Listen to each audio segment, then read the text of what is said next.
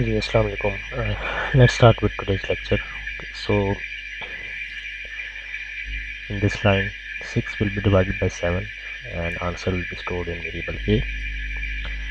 Next instruction is print the value of A. So, जब ये instruction चलेगी तो आउटपुट के ऊपर ये नंबर जो है प्रिंट होगा. तो आप देख सकते हैं कि इसमें काफ़ी सारे डिजिट्स जो हैं आपको नज़र आ रहे हैं इस डेसिमल नंबर के, इस फ्लोटिंग नंबर के. Okay, the next instruction is print 1 to 9. It will print 1 to 9 as the output. Print ABC colon 5. ये इंस्ट्रक्शन कंप्यूटर को ये बता रहा है, आप कंप्यूटर को ये इंस्ट्रक्ट कर रहे हो कि 5 रूम्स जो है वो एलोकेट करें. 1 2 3 4 5 5 रूम्स सेलेक्ट करें, एलोकेट करें.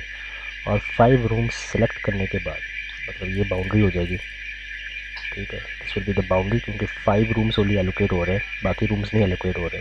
Select only 5 rooms and start printing ABC. Start printing ABC from the left most room. Left most room से ABC को प्रिंट करना शुरू कर दें. सो A 1 के नीचे आएगा, 1 से प्रिंट होना शुरू होगा, B 2 के नीचे आएगा और 3 जो है वो C के नीचे आएगा. क्लियर. और 4th और 5th रूम में स्पेस आ जाएगा. यहाँ पे आप देख सकते हैं ABC जो है वो यहाँ पे प्रिंट हो. इन दिस इंस्ट्रक्शन आप कंप्यूटर को क्या बता रहे हैं, आप ये बता रहे हैं कि अगेन एलोकेट 5 रूम्स. तो आपने क्या करना है, एक बाउंड्री जो है ड्रॉ करनी है इस तरह की, पहले से ड्रॉ है. Allocate 5 rooms, select 5 rooms to print 1 and start printing 1 from the right most room. So right most room जो है वो रूम नंबर 5 है. So 1 will be printed at और below this 5. Start to print 1 from the rightmost room. Okay, so say for example अगर यहाँ पे 1 ना होता, अगर यहाँ पे 1 ना होता, यहाँ पे होता से 123, तो क्या होगा. 5D और 5 means to allocate or select 5 rooms and print 123 starting from the rightmost room in reverse order. So rightmost room जो है वो रूम नंबर 5 है, तो रिवर्स ऑर्डर में आपने प्रिंट करना है. तो सबसे पहले 3 प्रिंट होगा, फिर 2 प्रिंट होगा और फिर 1 प्रिंट होगा. And we are left with only 2 spaces. Room number 1 में एक स्पेस आ जाएगा और रूम नंबर 2 में एक स्पेस जो है वो आ जाएगा. ठीक है. So this is the concept behind room allocation. और नोट करने वाली बात इसमें ये है कि स्ट्रिंग के लिए प्रिंट वाला काम लेफ्ट मोस्ट रूम से शुरू हो रहा है, जबकि इंटीजर्स के लिए और आगे चल के देखेंगे फ्लोटिंग नंबर्स के लिए भी प्रिंट करने वाला काम जो है वो राइट मोस्ट रूम से शुरू होगा और रिवर्स ऑर्डर में शुरू होगा. ठीक है, आपने रिवर्स ऑर्डर में लिखना है. कंप्यूटर जो है वो लेफ़्ट साइड से शुरू करेगा, लेकिन आपने जब कॉपी के ऊपर या रजिस्टर के ऊपर जब आपने लिखना है, आपने रिवर्स ऑर्डर में लिखना शुरू करना है. वो तरीका जो है वो ज़्यादा आसान है.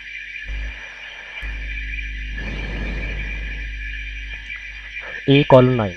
A कॉलन 9 का मतलब ये है कि आप कंप्यूटर को ये कह रहे हो कि अब 5 कमरे नहीं बल्कि कितने कमरे एलोकेट करो, 9 रूम्स. 9 रूम्स जो है वो एलोकेट करें. 9 रूम्स सेलेक्ट करो और A की वैल्यू को प्रिंट करना शुरू कर दो. ठीक है. अब A की वैल्यू जो है वो ये है. It's a very big value. इस पर काफ़ी सारे डिजिट्स जो है वो आपको नज़र आ रहे हैं, लेकिन आपने याद रखना है कि कंप्यूटर इन सारे डिजिट्स को प्रिंट नहीं करेगा. कंप्यूटर जो है वो सिर्फ़ और सिर्फ 6 digits after the decimal point. So 6 digits कौन से हैं, 1 2 3 4 5 6. Only these 6 digits will be considered by the computer क्यों? क्योंकि आपने यहाँ पे क्या लिखा है, कॉलन साइन लिखा हुआ है। यहाँ पे आपने कोई कॉलन साइन लगाया, कोई नहीं लगाया, इसकी वजह से ये जो नंबर प्रिंट हुआ है उसमें काफ़ी सारे डिजिट्स जो है वो आपको नज़र आ रहे हैं, even after the decimal point. तो कॉलन लगाने से क्या होगा, कॉलन लगाने से ये होगा कि कंप्यूटर जो है अपने आप को रिस्ट्रिक्ट करेगा and it will only consider 6 digits after the decimal point.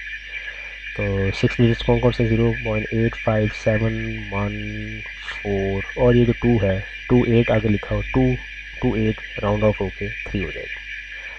So only this number will be considered. और फिर कंसिडर करने के बाद 9 रूम्स, पहला काम कौन सा हुआ, 9 रूम्स एलोकेट हुए। दूसरा काम कौन सा हुआ है कि 6 डिजिट्स जो है वो कंप्यूटर कंसिडर करेगा after the decimal point. And third काम कौन सा होगा कि वो इस नंबर को, कंप्यूटर इस नंबर को राइट हैंड साइड से प्रिंट करना शुरू कर देगा। सो राइट हैंड साइड से, राइट मोस्ट रूम से आपने प्रिंट करना शुरू करना है इन रिवर्स ऑर्डर। सो सबसे पहले 3 आपने प्रिंट करना है, 9 के नीचे 3, 8 के नीचे 4, 7 के नीचे 1, 6 के नीचे 7, 5 के नीचे 5, 4 के नीचे 8, 3 के नीचे पॉइंट और 2 के नीचे 0। 1 2 3 4 5 6 7 8।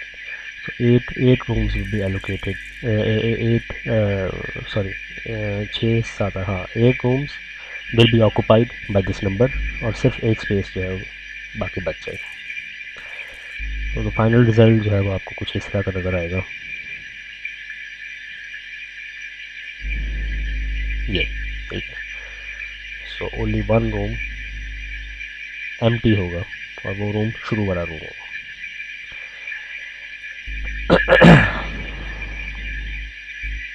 पॉइंट 3 का मतलब ये है, इस वाले केस में आप कंप्यूटर को क्या बता रहे हैं कि अगेन 9 रूम्स जो हैं वो एलोकेट करें, सेलेक्ट करें, ठीक है।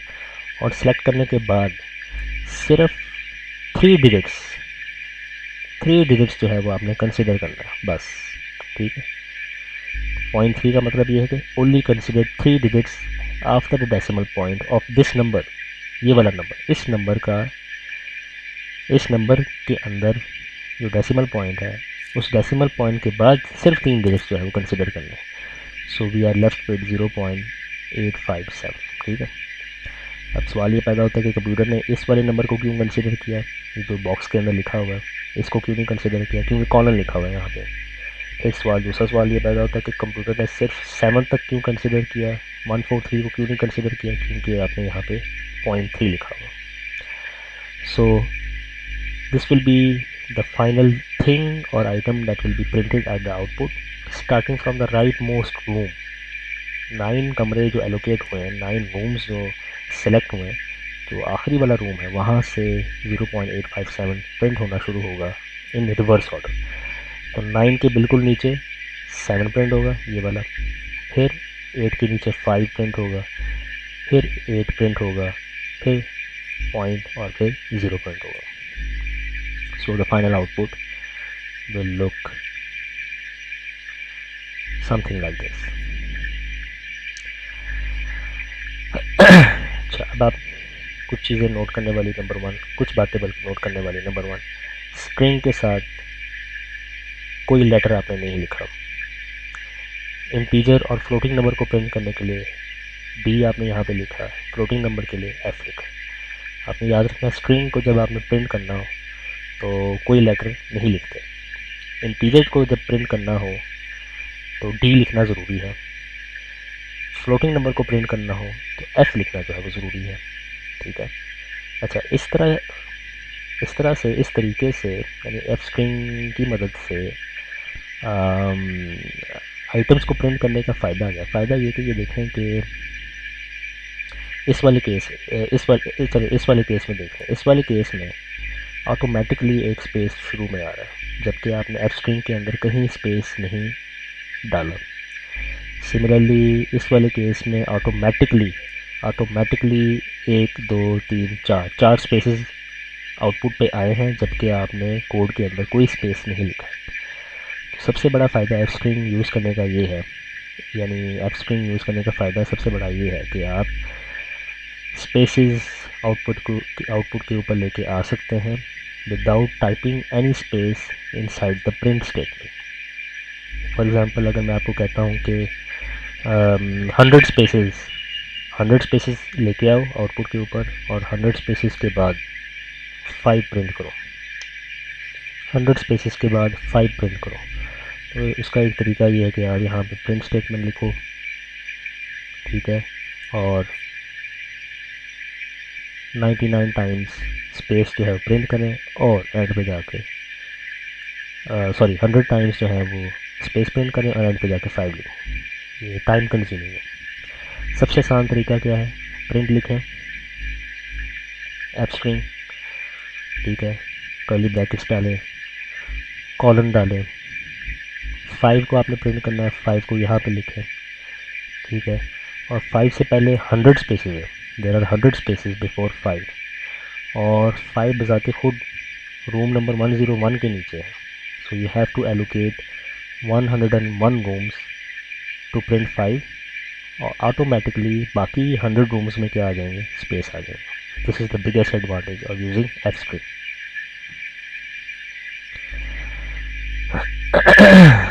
सो ये जो आपको 5 नज़र आ रहा है लिखा हुआ यहाँ पे, इसी तरह 9 आपको यहाँ पे लिखा हुआ नज़र आ रहा है, this is called field width. Field width basically means number of rooms allocated. The field width of 1 is 5, the field width of A is 9, the field width of ABC in this case is 5. ये जो point 3 आपको यहाँ पे नज़र आ रहा है, ये basically क्या है, इसको हम कहते हैं precision. This is called precision. So the precision of this number, the precision of this number is 3. The precision of this number is 3, यानी 3 digits are considered after the decimal point, और more precisely इसका मतलब ये है कि this number is accurate up to 3 digits after the decimal point, इसलिए इसको हम क्या कहते हैं, precision कहते हैं। तो precision and field width का कॉन्सेप्ट जो है इसको आपने जहन में रखना है, it's very very important.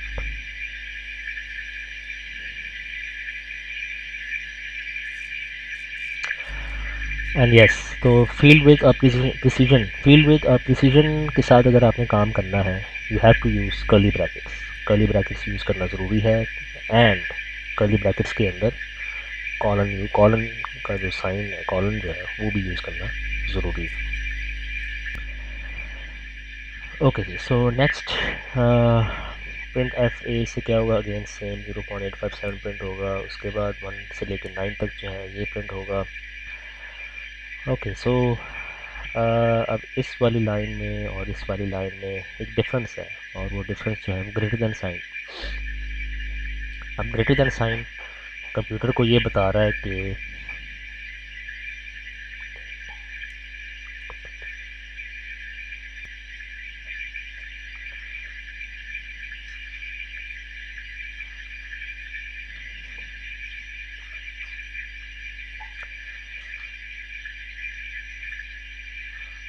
Okay जी, सो यहाँ पे और यहाँ पे इन दो इंस्ट्रक्शंस में सिर्फ एक डिफरेंस है, और वो है ग्रेटर देन साइन।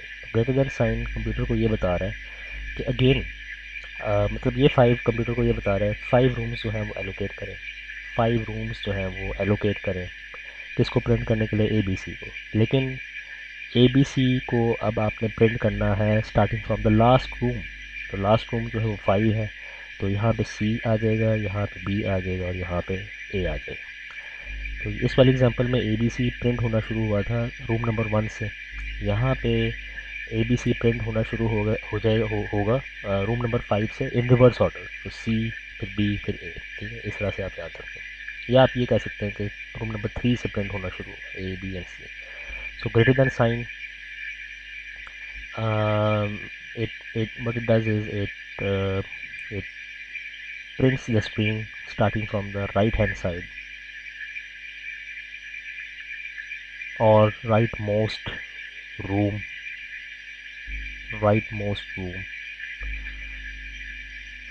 जो उसको एलोकेट हो, ठीक है। सो ABC आप देख सकते हैं यहाँ पे प्रिंट हो गया। लेस देन साइन, सेम वही एग्जांपल है, लेस देन साइन, यहाँ पे मैंने लेस देन साइन लगा दिया है। यहाँ पे लेस देन साइन नहीं लगाएंगे तो फिफ्थ रूम पे 1 प्रिंट होगा। लेस देन साइन लगाने का क्या मतलब है, आप कंप्यूटर को ये बता रहे हो कि 5 रूम्स जो हैं, 5 रूम्स जो हैं वो एलोकेट करें पहले, और एलोकेट करने के बाद 1 को राइट हैंड साइड से प्रिंट करना ना शुरू करें, बल्कि 1 को अब उन एलोकेटेड रूम्स में जो पहला कमरा है वहाँ से प्रिंट करना शुरू करें। तो 1 जो है वो 1 के नीचे प्रिंट होगा। ठीक है, आप देख सकते हैं यहाँ पे 1 बिल्कुल 1 के नीचे जो है वो प्रिंट होगा। तो basically it's a type of shifting. Greater than sign करने से ABC जो है वो राइट की तरफ शिफ्ट हो जाएगा, लेस देन साइन लगाने से 1 जो है वो लेफ़्ट की तरफ शिफ्ट होगा। It's type of shifting process that is happening over here. So less than sign starts to print 1 from the leftmost room of the allocated rooms. Similarly again यहाँ पे लेस देन साइन यूज़ हुआ हुआ है। अब क्या होगा, ये जो 0.857143 है ये अब लेफ़्ट की तरफ शिफ्ट होगा। 9 रूम्स विल बी एलोकेटेड, ये देखें 9 रूम्स जो है एलोकेट हो गए, 9 rooms will be allocated and 0.857143 will start to be printed, will start to appear from the left hand side, यानी 0 जो है वो पहले प्रिंट होगा रूम नंबर 1 के नीचे, फिर डेसिमल पॉइंट प्रिंट होगा 2 के नीचे, जस्ट लाइक दिस। 9 रूम्स जो है वो प्रिंट एलोकेट होंगे and 0 will start from the very first room of the allocated rooms, no allocated rooms जो उसको एलोकेट हुआ। ठीक है, सो 0 1 के नीचे, डेसिमल पॉइंट 2 के नीचे एंड सो ऑन। ठीक है, so greater than sign is use to right align the object or the item, and less than sign is used to left align the object or the item. Object कुछ भी हो सकता है, it could be a string, it could be an integer, it could be a floating number। ठीक है, सो right alignment के लिए greater than sign और लेफ्ट अलाइनमेंट के लिए लेस देन साइन जो है वो यूज होगा। ये आपने ध्यान रखना।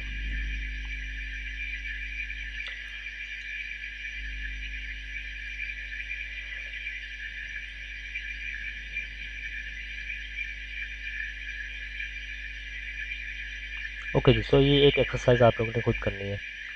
ABC लिखा हुआ है, बीच में 1 2 3 4 5 स्पेसेस हैं और 5 स्पेसेस के बाद 10.12 लिखा हुआ है। तो आपने बताना है कि प्रिंट F यानी यहाँ पे क्या लिखें जिससे ये प्रिंट हो जाए, ये प्रिंट हो जाए। ठीक है, ऑब्वियसली इसको प्रिंट करने के लिए आपको यहाँ पे लिखना पड़ेगा प्रिंट 1 2 3 अप टू 9, ये तो लिखना पड़ेगा। लेकिन यहाँ पे क्या लिखें जिससे ये वाली लाइन जो है ये प्रिंट हो जाए, and don't use any space, no space inside F string. तो ये आपने खुद सोचना।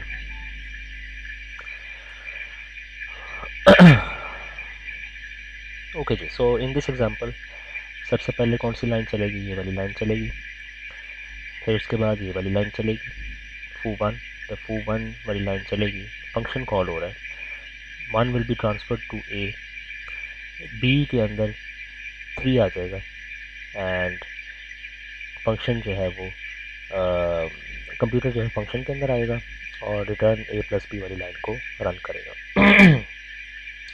अब A के अंदर क्या है, 1 है, B के अंदर क्या है, 3 है, सो A+B यानी 4 will be return back to foo1। आपने इमेजिन करना है कि यहाँ पे foo1 नहीं लिखा हुआ है बल्कि यहाँ पे 4 लिखा हुआ है, तो आउटपुट के ऊपर 4 जो है वो प्रिंट हो and computer will go to the next line. Output के ऊपर नेक्स्ट लाइन में जाएगा, कोड के अंदर कंप्यूटर इस वाली लाइन पे आएगा और फंक्शन कॉल यहाँ पे इसको मिल रहा है, तो कंप्यूटर जो है दोबारा ऊपर जाएगा। कंप्यूटर जो है जब दोबारा ऊपर जाएगा तो क्या होगा, 1 will be transferred to A and this 5 will replace 3। अब 3 यहाँ पे नहीं आएगा बल्कि 5 जो है वो यहाँ पे आएगा और बी के अंदर स्टोर होगा। सो ए के अंदर 1 है बी के अंदर 5 है, 5 + 1 6, रिटर्न 6 किसको रिटर्न करें, इस पूरे फंक्शन कॉल को ये 6 जो है रिप्लेस करेगा। तो आपने इमेजिन करना है यहाँ पे प्रिंट 6 लिखा हुआ है, यहाँ पे प्रिंट फू 1,5 नहीं बल्कि प्रिंट 6 लिखा हुआ है, तो आउटपुट के ऊपर 6 प्रिंट होगा, कंप्यूटर नेक्स्ट लाइन में जाएगा and the program will end. Okay, so कुछ बातें जो है नोट करने वाली है इस केस में। नोट करने वाली बात इस केस में ये है कि आप देख सकते हैं कि यहाँ पे फंक्शन डेफिनेशन में number of arguments of this function फू इज़ 2 एंड फंक्शन कॉल में number of arguments is 1। Number of argument एक ही आर्गुमेंट है, एक ही आर्गुमेंट है यहाँ पे, और वो क्या है, 1 है। यहाँ पे 2 है, यहाँ पे 1 है, और फंक्शन डेफिनेशन में एक एक्स्ट्रा आर्गुमेंट है, लेकिन उस एक्स्ट्रा आर्गुमेंट में एक वैल्यू जो है पहले से स्टोर्ड है। तो फंक्शन डेफिनेशन में अगर एक आर्गुमेंट में या एक पैरामीटर में पहले से वैल्यू स्टोर्ड है इक्वल का साइन यूज़ करके, तो उस आर्गुमेंट को हम क्या कहेंगे, उस आर्गुमेंट को डिफ़ॉल्ट आर्गुमेंट कहेंगे। उस आर्गुमेंट को हम डिफ़ॉल्ट आर्गुमेंट कहेंगे। So function foo has one default argument which is b is equal to 3। जबकि a जो है, a के साथ आपने कोई इक्वल का साइन नहीं लिखा, a के साथ ना इक्वल का साइन लिखा हुआ है ना कोई इंटीजर लिखा हुआ है, तो इस पैरामीटर को हम क्या कहेंगे, नॉन डिफ़ॉल्ट आर्गुमेंट। ठीक है, ओके। सो रूल ये है कि अब ये 1 यहाँ पे लिखा हुआ है, 1 हमेशा फर्स्ट वेरिएबल को ट्रांसफ़र होगा, हमेशा 1 will always go to the first variable. ठीक है, तो इसलिए a के अंदर क्या आएगा, 1 आएगा। अब फंक्शन कॉल में दूसरा आर्गूमेंट नहीं लिखा हुआ है लेकिन डिफ़ॉल्ट आर्गूमेंट मौजूद है, तो डिफ़ॉल्ट आर्गूमेंट की जो वैल्यू है वो फंक्शन के अंदर इस्तेमाल होगी। क्लियर, यहाँ पे ध्यान में रखना है। अब नीचे वाले फंक्शन में क्या हो रहा है, नीचे वाले फंक्शन में 1 और 5 दो लिखे हुए, दो आर्गूमेंट्स गिवन हैं। ठीक है, अगेन जब फंक्शन कॉल होगा 1 will go to this non default argument. ठीक है, एंड 5 आपने याद रखना है कि फंक्शन कॉल में अगर आर्गूमेंट की वैल्यू हो और उसी आर्गूमेंट की डिफ़ॉल्ट वैल्यू हो फंक्शन डेफिनेशन में, ठीक है, इसी आर्गूमेंट की डिफ़ॉल्ट वैल्यू अगर मौजूद हो फंक्शन डेफिनेशन में, तो डिफ़ॉल्ट वैल्यू को कंसिडर नहीं किया जाएगा, बल्कि नीचे से जो वैल्यू आएगी उसको ट्रांसफ़र कर दिया जाएगा b के अंदर। So 5 will take the place of 3, 5 will replace 3। 5 की अहमियत ज़्यादा होगी, 3 की अहमियत नहीं होगी। 3 की अहमियत कब होगी, जब फंक्शन कॉल में कुछ मौजूद ना हो। ठीक है, 3 कब चलेगा, 3 कब b के अंदर स्टोर होगा, जब फंक्शन कॉल में, जिस तरह यहाँ पे फंक्शन कॉल में b की वैल्यू प्रोवाइड जब नहीं की जाएगी तो 3 जो है इस्तेमाल होगा। लेकिन यहाँ पे आप देखें इस फंक्शन कॉल में b की वैल्यू प्रोवाइड की जा रही है, जब फंक्शन कॉल होगा 5 will be provided to b, so 3 will not be used in that case, only 5 will be stored in b, और काम जो है वो आगे, मतलब कंप्यूटर जो है आगे चलेगा। ठीक है, सो ये एक रूल आपने जहन में रखना है। और दूसरा रूल जो आपने जहन में रखना है वो ये है कि non default argument cannot be written after the default argument। ये आपने जहन में रखना। ठीक है, फॉर एग्जांपल आप ये नहीं लिख सकते that foo b is equal to 3 comma a, ठीक है, रिटर्न a प्लस b, और नीचे फंक्शन कॉल में प्रिंट फू 1,5। ये नहीं हो सकता, एरर आएगा। क्यों नहीं हो सकता, क्योंकि ये देखें नॉन डिफ़ॉल्ट आर्गूमेंट आपने लिखा है किसके बाद, डिफ़ॉल्ट आर्गूमेंट के बाद, ठीक है। b इज़ इक्वल टू 3 के बाद आपने लिखा है, इसलिए इस रूल की वायलेशन होगी और आउटपुट के ऊपर एरर आएगा, सिंटेक्स एरर आएगा या कोई एक एरर आएगा बस, ठीक है। तो ये रूल जो है वो आपने जहन में रखना है।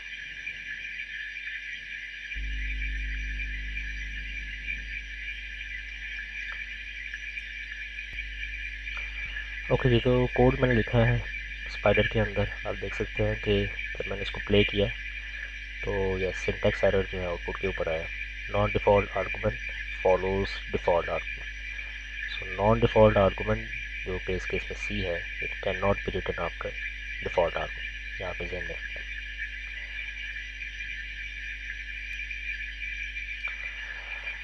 ओके जी, syntax, run time and logical errors. आप लोगों ने ये वीडियो देखनी है, इसका लिंक मैंने शेयर कर दिया हुआ है लैब मैनुअल के अंदर, एक्सपेरिमेंट नंबर 5 के अंदर इसका लिंक जो है मौजूद है। ये तकरीबन 4 मिनट की वीडियो है, इसको आपने गौर से देखना है, आपको run time, syntax and logical errors का पता चल जाएगा।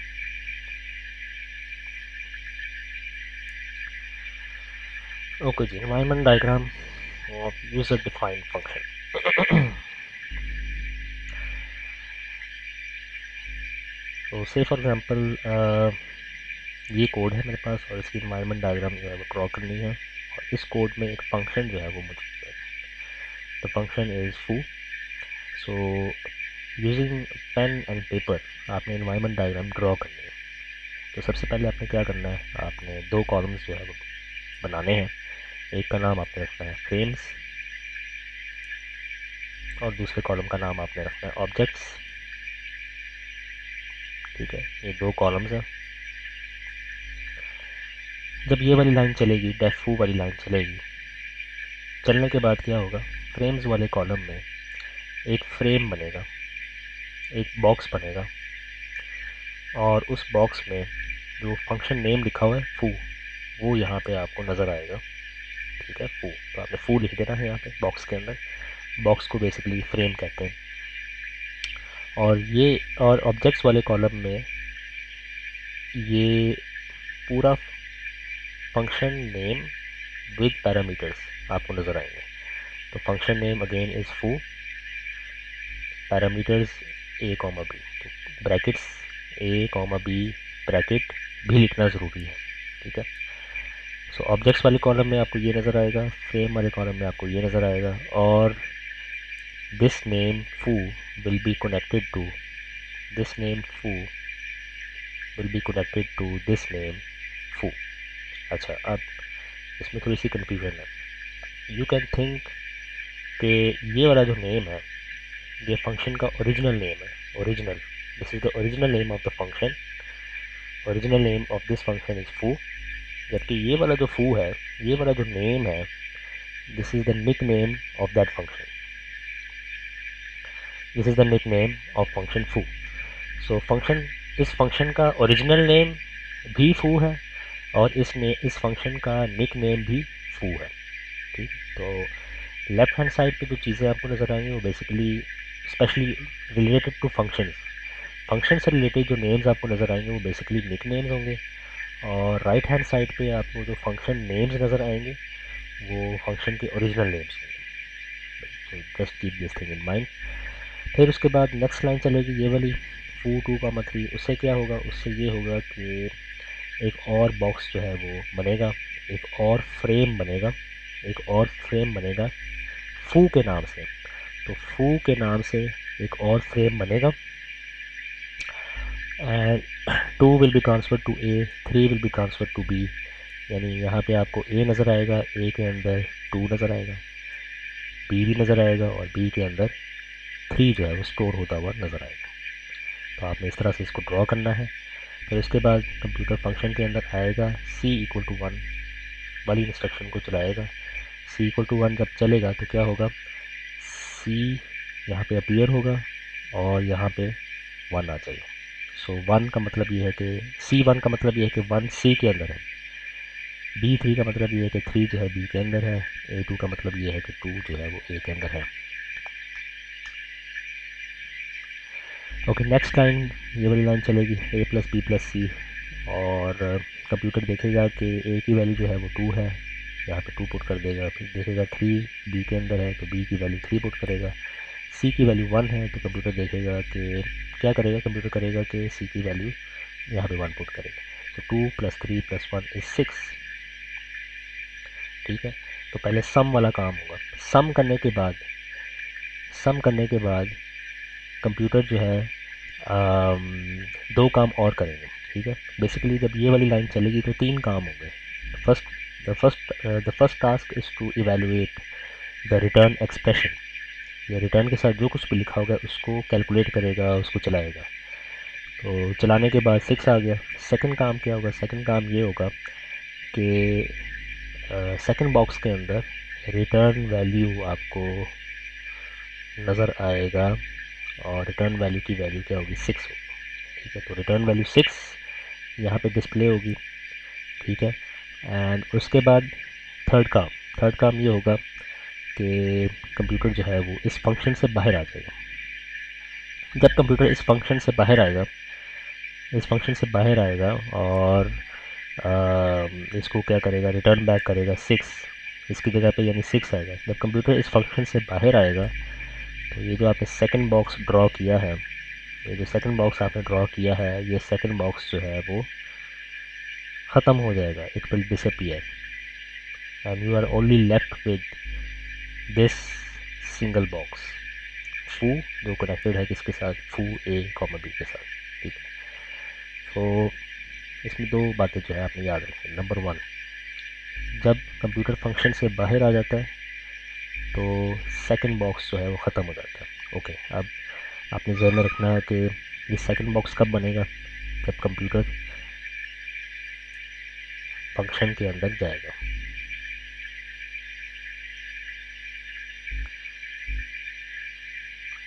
When the computer goes inside any function,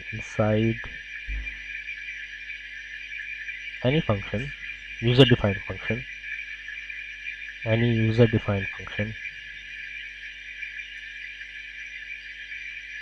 this second box को हम क्या कहते हैं, लोकल फ्रेम कहते हैं, local frame. So when computer goes inside any user defined function, local frame will be created। जो फर्स्ट बॉक्स आपने यहाँ पे ड्रॉ किया है इसको हम कहते हैं global frame, this is called global frame. ठीक है, और लोकल फ्रेम डिसअपियर कब होगा, जब कंप्यूटर इस फंक्शन से बाहर आएगा। ये आपने याद रखना है, ये डिसअपियर हो जाएगा and you are left with only these two things.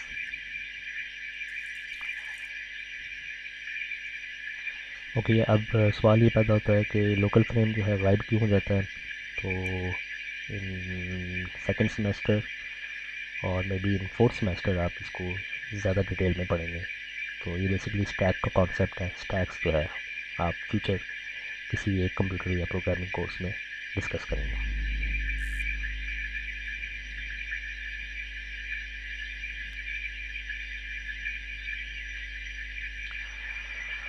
ठीक है, सो ये देखें कि this is the environment diagram. just before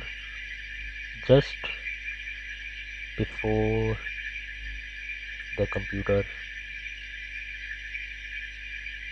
exits function foo, this is the environment diagram just before the computer exits function foo, and function foo से exit करने के बाद environment diagram जो है वो ये बनती है।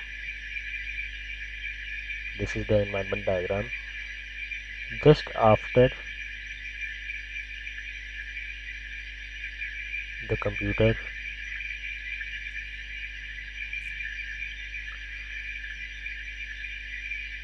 comes out of the function।